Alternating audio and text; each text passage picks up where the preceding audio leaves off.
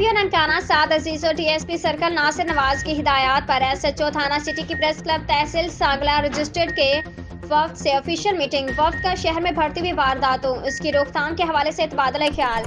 DPO Nankana साद अजीज और DSP circle मियां नासिर नवाज की हिदायत पर एसएचओ थाना सिटी मुमताज अजमल की प्रेस क्लब तहसील सांगला रजिस्टर्ड के वक्त से मुलाकात।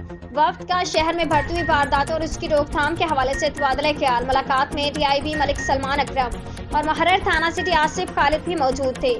एसएचओ थाना सिटी मुमताज अजमल का कहना था कि अवामी मसाइल उजागर करना मीडिया का अवलिन फरीज़ा है। जुर्म पेशा नासिर के खिलाफ सख्त कानूनी कार्रवाई अमल में लाई जाएगी।